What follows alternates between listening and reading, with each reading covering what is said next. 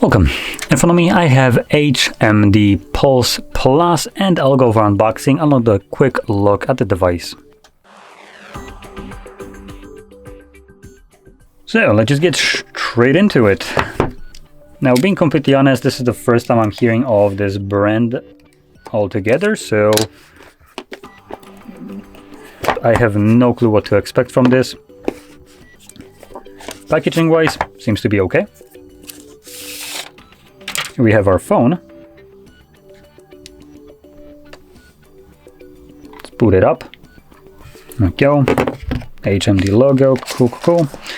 Some paper, some paperwork, our SIM eject tool, and here we have our cable.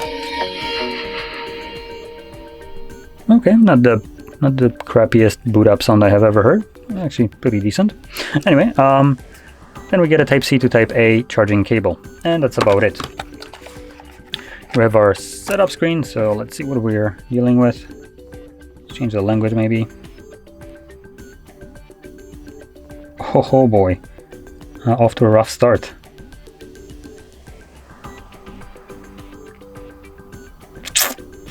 Yikes, yeah, this device is a bit slow. Oof. Even for a budget device, this is rough. Let's see. Oh, it was released this year too. Fantastic. Great. Okay, so yeah, we are off to a fantastic start. So let's talk about the price tag before I go into any kind of details. So the device comes at about 150 euros, 60 euros. So it is basically a budget device, but at a price that is slowly encroaching on the mid-range, I would say. Actually, no, let's be honest, this is still budget. So yeah, but still, for a budget device, it seems to be, at least for me at the first glance, running a little bit sluggishly, even though it is budget. I have had decent amount of devices in recent time that were budget phones, that were basically at $120 range, that ran better than this one, that were released before this one.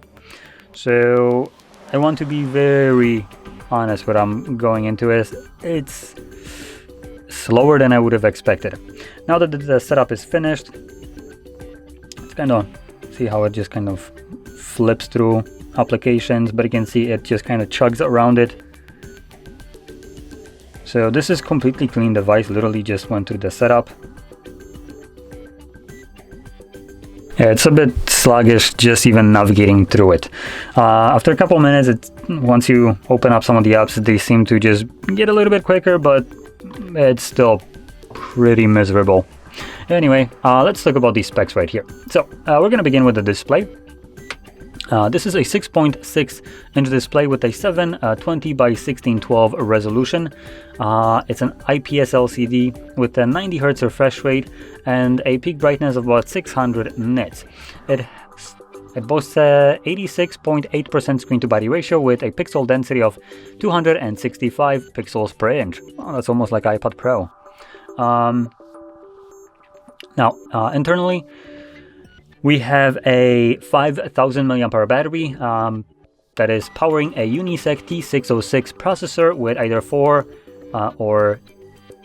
6, or 8 gigabytes of RAM, depending on which one you go for, with all the options coming with 128 gigabytes of storage. Now, we do have expandable storage in here, so we have right here. Let me just grab the SIM eject tool. There we go. So you can see we have dual SIM card support along with a dedicated SD card support. So that's good. Continuing on, let's talk about the cameras. So at the back, it looks like we have just a single camera setup. Don't be fooled by this little puny thing that is supposedly a camera. This is what they call auxiliary lens, which is basically a middle finger from the company trying to bait you into thinking that you get two cameras. Well, you only get one. And the main camera, the only camera, is the 50 megapixel wide sensor at the top. The one that actually resembles a little bit more of a camera rather than a pathetic excuse of just a space taken. Now, With the back camera, you can record videos at 1080p 30 frames, and then at the front you have a 8 megapixel sensor that doesn't even specify what the recording capabilities of it are. Now, anything else that I missed over here? Alright, charging speeds right here for this 5000 mAh battery are the shittiest I have ever seen at 10 watts. This is beyond pitiful. So for 160 euros, this is just a joke, I would say. Now, talking about other budget phones, I do want to now give you a comparison. For this price, usually what you get is, number one, about 20 watts charging capability of a device, so you can charge it quicker. Number two, you get, for the most part, case with the device, which we didn't get one here. You also, for the most part, on most of those budget devices, get a plastic screen protector that is already applied on a device. Nothing like so applied here. Yep, no, nothing. And in terms of specifications, I believe for the most part you would get a better processor, though not by much, but still better is better. And then in terms of the display, it's about the same. For 160 euros, you're probably gonna get a also 720p resolution with a probably 90 Hz refresh rate from devices that were released this year. So it does fall kind of behind in terms of specifications and what it offers in a package for the price that they apparently want for it. Assuming it's 160 euros, if I'm not wrong, it is asking a little bit too much for a budget device that doesn't really offer anything outside of the phone and a cable. So there we go. Now, anyway, if you found this video helpful, don't forget to hit like, subscribe, and thanks for watching.